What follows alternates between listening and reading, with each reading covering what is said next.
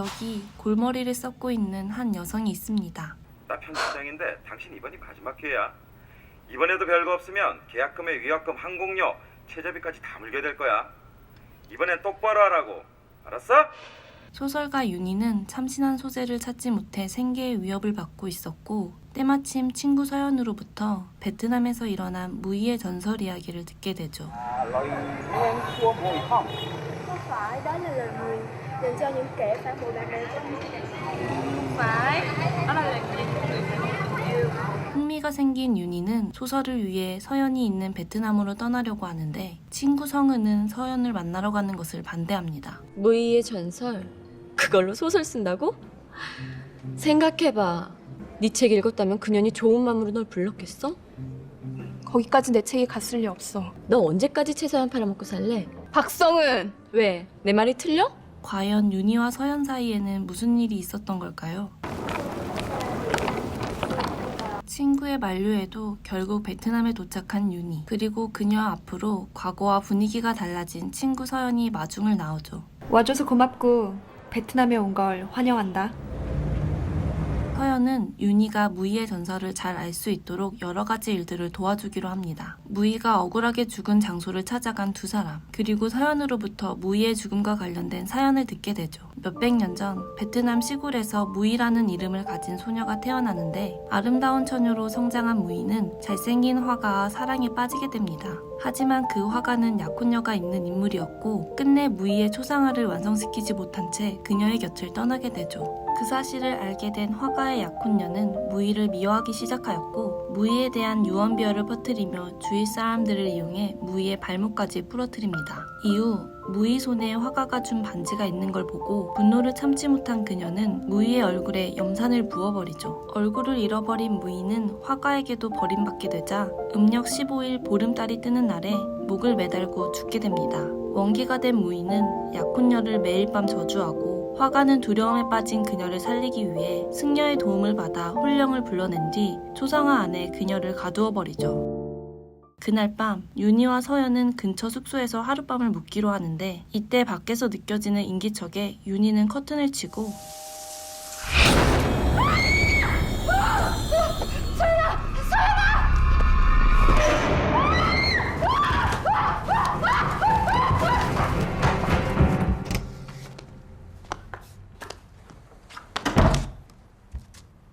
문 열려 있었네. 다른 방이 없대. 이 방 귀신 나온다던데. 찐쯤이라도 그냥 자자.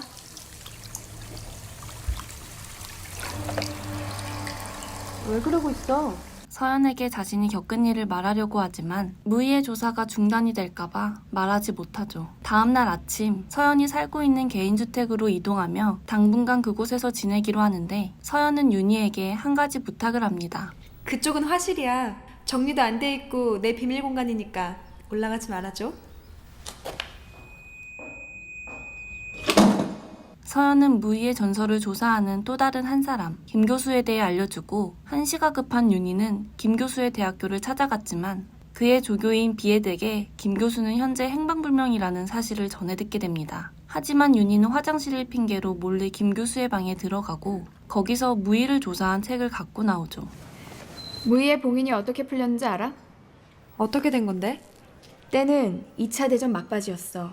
패전을 앞둔 일본군의 강탈은 극에 달했고 무희의 초상화를 보관해오던 사원도 예외는 아니었어. 2차 세계대전 중 일본 장교는 무희의 초상화가 보관된 땀따이 사원을 침략하고 무희를 봉인하고 있던 송곳이 빠지게 되자 무희의 혼령이 깨어나게 됩니다. 그날 밤 서연은 윤희에게 베트남 친구들을 소개해주는데 Đây là Uni, bạn có tôi, tên Hàn Quốc qua. Xin chào. Xin chào. Tiếng Pháp nói bạn, đừng nói, sao rồi? Tuổi tái, anh ta đẹp trai. Không có bình thường đâu, Giải đang yêu lắm rồi. Trưng bày bạn. Tôi cũng không biết tương lai nữa, đàn ông khó hiểu lắm. Trời ơi, lại bắt đầu rồi. Thôi, uống đi. 처음 본 녀석이랑 춤추겠다는 거야? 그것도 파란 눈이랑? 뭐가 어때서? 저런 놈들 원하는 거 뻔하잖아. 그럼 안 돼? 에이, 설마 잼내는 건 아니지? 서연에게 질투를 느낀 윤희는 독한 술을 계속해서 마시게 되고 결국 서연과 다투게 되죠. 윤희야, 아는 사람 없다고 너무 막 나가는 거 아니니? 춤 한 번 춘 거 가지고 막 나가다니 말이 좀 심하다. 됐다. 헛소문 만든 거 아니라는 거 입증됐으니 잘 됐지 뭐. 무슨 뜻이야? 말실수를 하게 된 윤희는 황급히 그 자리를 떠납니다. 그날 저녁 과음으로 잠을 설치던 윤희는 인기척을 느끼며 깨어나게 되는데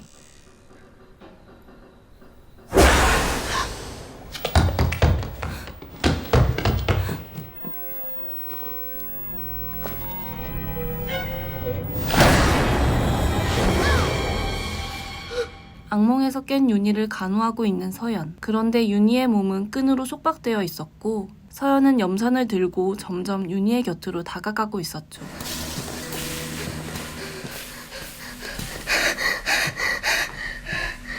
도벽 관자, 남자 밝힌 병,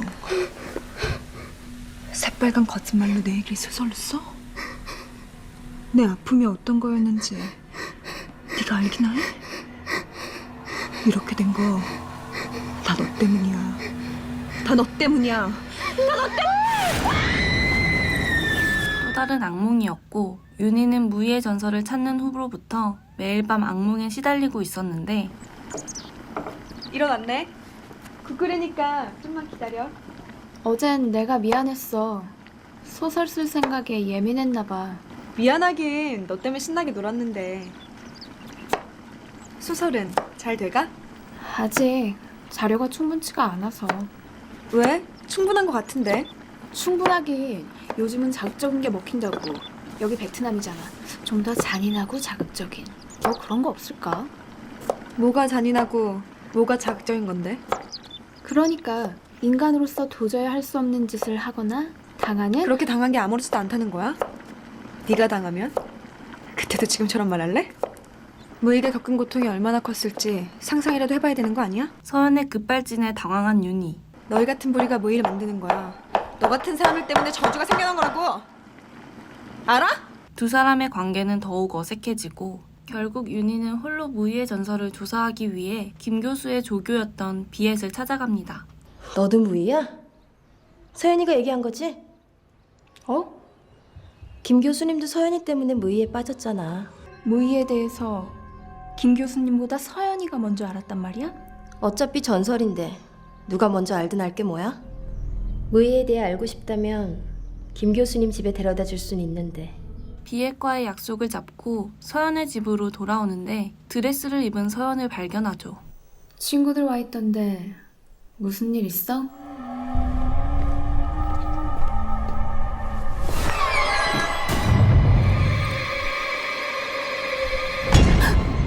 아오자에 봤어? 예쁘지? 서연은 윤희와 다툰 것이 마음에 걸려 파티를 준비하지만 비엣을 통해 서연이 자신에게 숨기는 사실이 있다는 것을 알게 되자 서연에 대한 의심이 점점 커져만 가죠. 그날 밤 무언가에 홀린 듯 걸어가는 윤희. 서연이 못 봤니? 소연이 자고 있잖아. 너 방금 한국말 한 거니? 아니, 네가 베트남 말 한 거야. 뭐?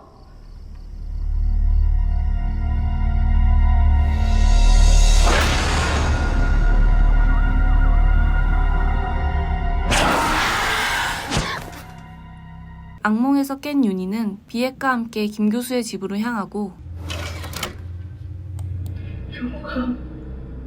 Em nhìn vào trong gương. Nhưng người ấy không phải là em. Em nhìn thấy rất rõ. 윤희는 그곳에서 자신이 매일 밤 겪고 있는 악몽이 무희의 저주에 걸리면 나타나는 증상임을 알게 됩니다. 불안함을 느낀 윤희는 서연을 찾기 위해 들어가지 말라고 경고한 서연의 화실로 가게 되는데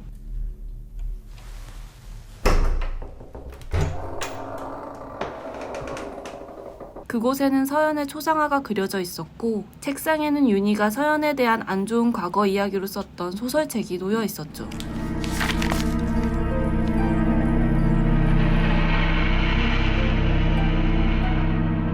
진실하고 달라서 처음엔 내 얘기가 아닌 줄 알았어. 그런데 읽다 보니 그게 사실인지 거짓인지 나도 잘 모르겠더라. 그래서 생각했지. 어쩜 처음부터 네가 꾸민 일일지도 모른다고. 그래서 복수하고 싶었던 거야? 복수라니? 무희의 징후들 이 집에서 나타나고 있어. 그거 알고 있었지?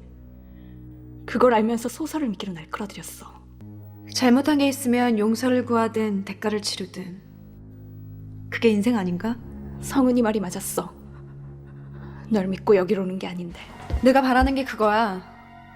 네가 안전하게 한국으로 돌아가는 거. 어때? 닮았어? 서연의 꿍꿍이를 알 수 없었던 윤희는 한국으로 돌아갈 준비를 하는데 서연이 다가와 과거 이야기를 꺼냅니다. 너도 지훈이 좋아했었지? 최서연! 지훈이가 할 말 있다고 만나자고 했어. 지훈이 기다리면서 얼마나 설레었는지 몰라. 과거 서연은 지훈을 짝사랑했었고 지훈을 좋아하던 성은은 이를 질투하는데 어느 날 서연은 지훈의 연락을 받고 간 놀이터에서 지훈과 성은의 사주를 받은 불량배에게 몹쓸 짓을 당하고 큰 충격을 받은 서연은 베트남으로 떠나게 된 것이었죠. 이후 두 사람은 서연에 대한 유언비어를 퍼뜨렸고 평소 서연에게 질투가 많이 있었던 윤희는 안 좋은 소문만 듣고 그것을 토대로 소설을 쓰게 되죠. 그날의 진실을 알게 된 윤희. 미안해. 그런 일이 있었는 줄도 모르고 떠도는 소문으로 책을 써버렸어. 이젠 괜찮아. 나 달라졌잖아. 정말 미안해. 그렇게 서연은 용서의 의미로 윤희에게 반지를 줍니다.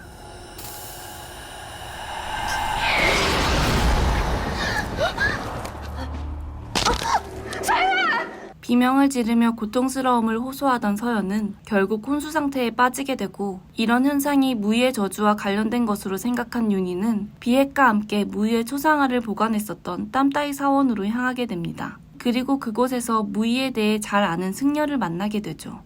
Thì lời nguyện của Mười sẽ còn tồn tại vĩnh viễn. 지금 멈추지 않으면 무의 저주는 영원히 계속될 거래. Nếu lời nói của cô là sự thật, 네 말이 Soyeon 사실이라면 chính là Mười. 서연이가 무의? Nếu muốn phá giải lời nguyện thì hãy lấy cây trâm này đâm thẳng vào tim của Soyeon. 나이 bao sao? Lấy cây trâm này đâm thẳng vào tim.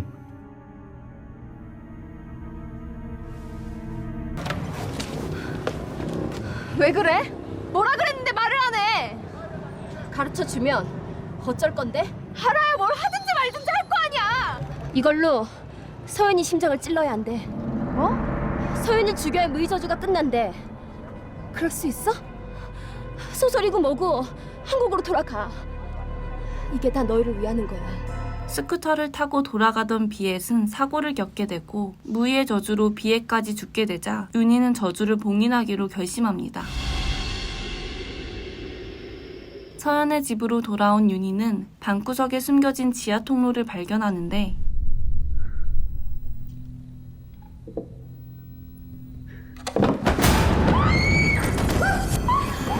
그곳에서 실종된 김 교수의 시체가 나오고 그의 소지품에서 글귀가 적힌 사진을 찾아내죠.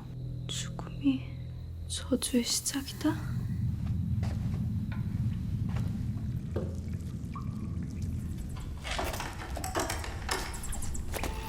노파의 말대로 무리를 깨우는 자 죽음을 피할 수가 없다. 김 교수가 죽기 직전 녹음한 무희를 깨우는 주문으로 초상화에 잠들어 있던 무희의 영혼이 깨어나게 됩니다.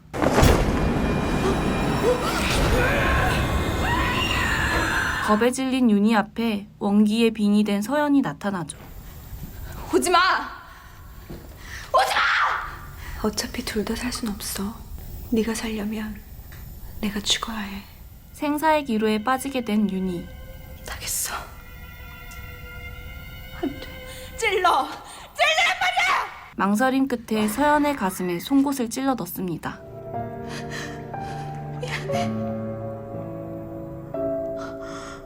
갑자기 웃기 시작한 서연. 고마워.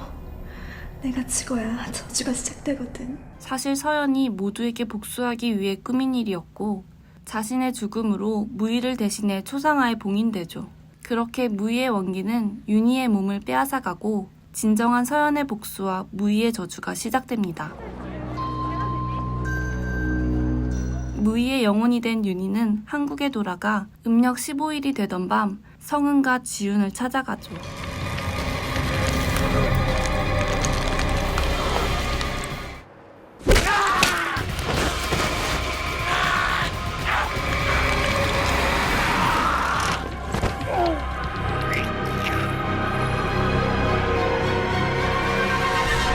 그렇게 그들에게 죽음을 선사하며 복수에 성공하게 됩니다.